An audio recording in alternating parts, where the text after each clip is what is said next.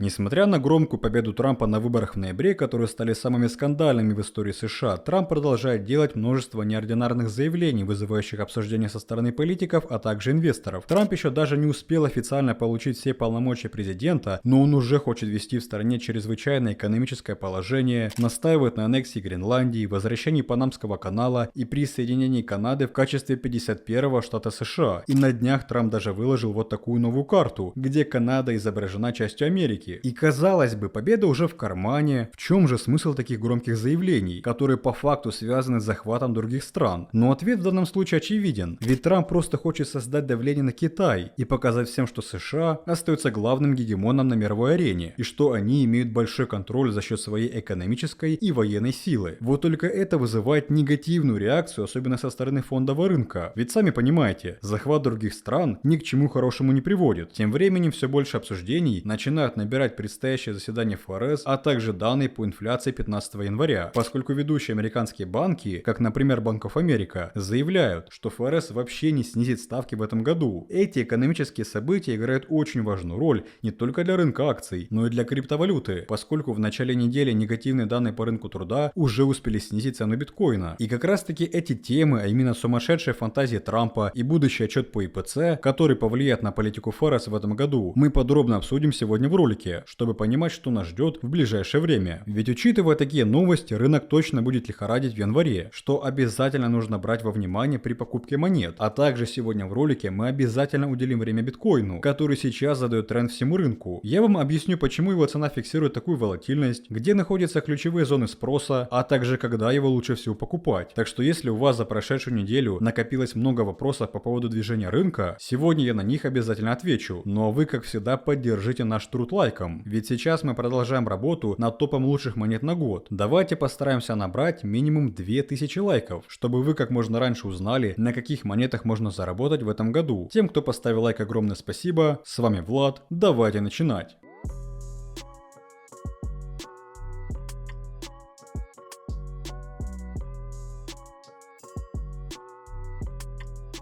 Что ж, дорогие друзья, рад вас приветствовать на канале Coin22, где сегодня мы обсудим все последние новости, которые связаны с Трампом, а также поговорим о предстоящем ИПЦ, чтобы понимать, как все это будет отражаться на крипторынке. А поскольку ИПЦ опубликуют уже 15 числа, обязательно подпишитесь на наш телеграм-канал, где мы оперативно поделимся с вами этими данными. И, кстати, в телеграм, в отличие от YouTube, мы публикуем еще больше актуальных новостей и важных событий. Поэтому, чтобы первыми получать всю эту информацию, подписывайтесь по ссылке в описании. Что касается Трампа, то в первую неделю 2025 года он не покидал новостные заголовки и привлекал к себе внимание, особенно со стороны криптоинвесторов, которые ждут его инаугурации 20 января. И, конечно же, это связано с его недавними заявлениями по поводу Канады, Гренландии, а также Панамского канала. И как написал New York Times, Трамп вернулся и наступает хаос. Уже можно сказать, что его пресс-конференцию на этой неделе буду вспоминать еще очень долго. Трамп дал обещание переименовать Мексиканский залив в Залив Америки, а затем был отказ исключить использование военной силы для захвата 51 миллионного Панамского канала по соображениям национальной безопасности, а также 836 тысяч квадратных миль Гренландии, самого большого острова в мире. В последние дни Трамп неоднократно продвигал идею о том, что он выкупит у Дании Гренландию, вернет себе Панамский канал, после того, как США отдали его при недавно умершем Джимми Картере, и присоединит Канаду к США. Трамп сказал, что он сохраняет возможность использования военных средств для получения контроля над Гренландией и Панамским каналом, одновременно заявив, что он применит экономическую силу, чтобы оказать давление на Канаду для интеграции с Штатами. Конечно же, лидеры Панамы, Дании и Канады отвергли пожелания Трампа и заявили, что у него ничего не получится. Готовность Трампа провоцировать давних союзников США и выдвигать неожиданные требования дает представление о внутренних и глобальных потрясениях, которых он надеется добиться. Но демократы и республиканцы, включая близких союзников Трампа, заявили NBC News, что некоторые из его недавних требований серьезны, а некоторые это способ получить рычаги давления, в то время как другие это вообще просто троллинг. И на самом деле последнее заявление Трампа является его старыми желаниями, о которых он говорил во время своего прошлого срока. Трамп и его союзники указали на национальную безопасность, как на обоснование того, почему США должны получить Гренландию. А также Трамп в прошлом месяце опубликовал на своей платформе, что американское владение и контроль над Гренландией является абсолютной необходимостью. Конечно, все страны прекрасно понимают, что нужно сохранять свою национальную безопасность, тем более если ты выступаешь ведущим ведущей мировой экономикой. Но зная специфическую риторику Трампа и его культ величия, многие эксперты склоняются к тому, что он не будет всерьез захватывать ту или иную территорию. Громкие заявления – это главный политический инструмент Трампа, который он использовал всегда, в том числе и на выборах в прошлом году. Также давайте не забывать, почему все криптоинвесторы ждут 20 числа. Ведь Трамп также много чего пообещал для криптовалюты, как минимум уволить Генслера и сделать в США стратегический биткоин-резерв. Сейчас у Трампа хватает проблем внутри США, та же высокая инфляция и процентные ставки ФРС, о которых он лично говорил. И вероятно, в первую очередь он будет решать именно их, а не тратить миллиарды долларов, чтобы получить новые территории. Кстати, еще учитывая масштабные последствия после самого большого пожара в истории США, которые уже превышают 60 миллиардов долларов. Тем не менее, такие заявления всегда вызывают движение на фондовом рынке. И как вы видите, на этой неделе акции очень хорошо штормило. Тем более, когда во вторник мы еще получили данные по рынку труда. А поскольку Трамп будет продолжать обсуждать свои заявления до инаугурации, рынки, в том числе и крипта, скорее всего будут фиксировать резкую волатильность. Но еще один важный момент касается чрезвычайного положения в экономике США, которое планирует ввести Трамп, чтобы разрешить новую тарифную программу, о чем на этой неделе сообщили CNN. По факту это позволит Трампу разработать новую тарифную программу, используя закон о чрезвычайных полномочиях международной экономики, который в одностороннем порядке разрешает президенту управлять импортом во время чрезвычайного положения в стране. Если Трамп разрешит объявить такое положение в экономике США, которое можно будет быстро ввести в действие, неясно, какие доказательства он приведет. Во время пресс-конференции во вторник Трамп признал внутреннюю силу экономики, раскритиковав инфляцию, а также высокие ставки ФРС. Но также он заявил, в течение следующих 4 лет США взлетят как ракета. И на самом деле мы уже это делаем. В принципе, экономику Трамп также рассматривает как инструмент национальной безопасности. И скорее всего основной упор он будет делать именно на нее. В данном случае развитие экономики и стимулирование притока на рынке, особенно рискованных активов, как например акции, будет также отражаться и на криптовалюте, учитывая, что сейчас банковский комитет Сената США хочет создать специальное подразделение, которое будет заниматься криптовалютой. На этом фоне волатильность рынка точно продолжится, но чтобы ее не упускать, а зарабатывать в том числе и на локальных откатах, присоединяйтесь к нашей подписке Coin22 Pro, где профессиональные аналитики публикуют для вас лучшие точки входа на различные монеты. Принцип работы Pro максимально простой. Например, на этой неделе все участники получили сделку на токен XLM, где был указан уровень для открытия лонгов и take profit, что позволило получить от 75% чистого профита. И такие сделки публикуются каждый день. А для всех новичков мы предоставляем пошаговое обучение с упором на практику, где вы будете торговать своими руками под руководством экспертов. Также для заработка в долгосрочной перспективе мы индивидуально для каждого формируем спотовый портфель и помогаем сбалансировать тот, который вы уже имеете. Сейчас рынок находится в ожидании данных по ИПЦ на следующей неделе, о которых мы будем говорить далее. И прямо сейчас наши аналитики подготавливают сделки под это важное событие. Так что если вы желаете получить качественное обучение и начать зарабатывать на крипторынке, все, что вам нужно сделать, это перейти по ссылке в описании, написать нашей поддержке и стать участником Pro уже сегодня.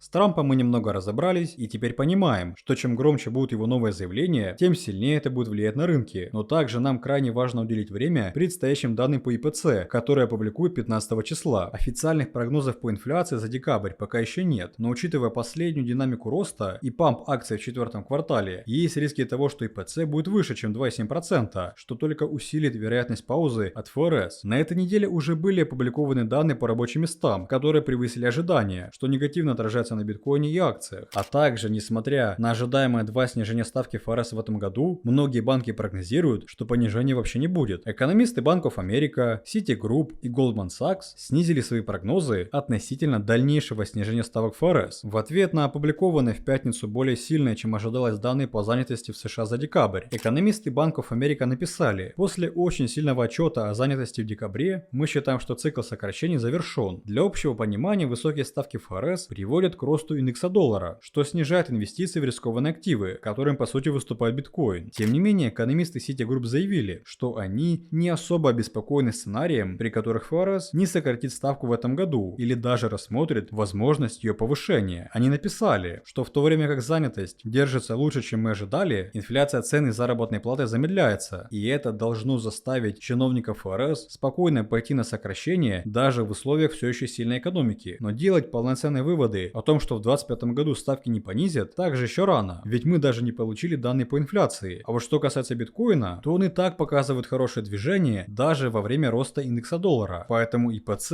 а также решения ФРС могут оказывать лишь локальное негативное влияние на цену биткоина, как я еще говорил в нашем прогнозе на 2025 год. Но в целом это не должно стать барьером роста, как это было в 2022 году. Также давайте разберем, почему биткоин застрял вот в этом диапазоне, что сейчас необходимо для его роста, а также где находятся ключевые диапазоны ликвидности, которые обеспечат ему уверенную поддержку. Цена биткоина движется в трехнедельном диапазоне, и данные указывают на то, что такое движение может сохраниться еще несколько дней, поскольку спрос на биткоин и его ликвидность остаются низкими. Похоже, что крипторынок находится в подвешенном состоянии в преддверии инаугурации Трампа. Аналитик фирмы Sentiment сообщил, что биткоин изо всех сил пытается закрепиться выше важного уровня в $100 тысяч, поскольку инвесторы снова начинают нервничать. По словам аналитика, вялая динамика биткоина объясняется сокращением покупок со стороны владельцев биткоин-кошельков, которые держат от 100 до 1000 монет. Эти кошельки, так же как и крупные холдеры, играют очень важную роль для биткоина, ведь накопление данных инвесторов стало причиной роста биткоина на 91% в период с 11 октября по 17 декабря, когда он пробил новый максимум. Также неопределенность вокруг новой администрации США и ожидание публикации важных данных привели к сокращению глобальной ликвидности. Данный индикатор, отслеживающий рост мировой денежной массы основных центральных банков по отношению к цене биткоина, который снижается с октября 2023 года, застрял в узком диапазоне за последние 3 недели. Сокращение глобального М2 означает, что в систему поступает меньше денег, что ограничивает траты на рискованные активы. Это может сократить объемы торговли, сохраняя колебания цен биткоина в узких диапазонах. Хотя, как ожидается, показатель М2 должен вырасти в этом году, что сохраняет положительный долгосрочный прогноз. Дополнительно данные от Into the Block показывают равновесие между покупателями и продавцами. Сейчас индикатор показывает, что цена биткоина застряла между двумя важными уровнями, а именно это зона спроса от 92 до 95 тысяч, где ранее 1 миллион адресов купил 887 тысяч биткоинов. Тем временем зона перегрузки у продавцов находится между 95 и 99,5 тысяч долларов, что создает жесткий барьер для покупателей. Ранее в этом диапазоне 2,3 миллиона адресов купили 2,1 миллион биткоинов, и как вы можете заметить, эти уровни находятся чуть ниже или выше спотовой цены, что сигнализирует о равновесии между быками и медведями, а значит на будущее локальное движение в январе будут влиять именно новости, а также экономические данные, ну и конечно же громкие заявления Трампа. Но как я еще говорил в наших двух последних роликах, первый квартал должен стать положительным для биткоина, что отразится на всем рынке, за счет чего мы не должны бояться таких откатов, а наоборот использовать их для покупки по более низким ценам. Тем более, согласно новому отчету от CryptoQuant, краткосрочные холдеры биткоина потенциально подают рынку классический сигнал «покупай на спаде». Одним из признаков растущей капитуляции среди спекулятивных инвесторов является падение коэффициента прибыли от затраченных средств. Капитуляция среди спекулятивных инвесторов, как показывают исторические данные, часто совпадает с краткосрочными минимальными диапазонами. Например, в августе прошлого года индикатор достиг самого низкого уровня за последние 3 года, что совпало с минимальным уровнем цены около 55 тысяч. Поэтому сейчас данные этого индикатора могут сигнализировать, что разворот цены биткоина все-таки приближается. Но при этом, если вспомнить наши прогнозы, которые мы делали в прошлых роликах, то в них я говорил, что цена биткоина спокойно может упасть до вот этой поддержки. Ведь как вы видите, сейчас рынок очень активно реагирует на такие негативные факторы. Но за счет сохранения более положительных катализаторов, которые нас ждут в этом году, все эти локальные откаты следует использовать для покупки. Подводя итог сегодняшнего ролика, мы можем сказать, что в ближайшее время, а именно до конца месяца, нас будет ждать очень резкая волатильность. Ведь как мы разобрали, сейчас быки и медведи находятся в равновесии и ожидают сигналов от Трампа, ФРС, а также данных по экономике. Именно эту локальную неопределенность на рынке мы должны держать в голове, пока рынок не сформирует более-менее устойчивый тренд в первом квартале. Как я говорил в прошлом ролике, различного фуда на крипторынке будет еще предостаточно, ведь на фоне тех же данных по рынку труда криптовалюта сразу упала. Хотя если более подробно углубиться в данный вопрос, то станет понятно, что политика ФРС не несет такого негативного влияния, как это было в 2022 и 2023 годах, когда ставки активно повышали. Рынку всегда нужно остывать после активного роста, а я считаю, что 50% буквально за пару месяцев это очень большой результат для биткоина, после которого нужно переждать фазу коррекции и консолидации. А как показывает практика, это время лучше всего подходит для покупок. Так что я продолжаю придерживаться своей долгосрочной стратегии и тех прогнозов, которые я озвучивал в двух последних роликах. Первый квартал имеет потенциал стать зеленым, согласно историческому тренду, поэтому будем более внимательно изучать факторы, которые влияют на рынок, и делиться этой информацией с вами, не только на YouTube, но и в телеграм-канале. Если вы еще не подписаны, обязательно подписывайтесь, поддерживайте видео лайком, пишите в комментариях, что вы думаете насчет заявлений Трампа, и с вами мы увидимся уже в следующем ролике, поэтому жмите колокольчик, чтобы его не пропустить. Всем желаю удачи, до скорых встреч!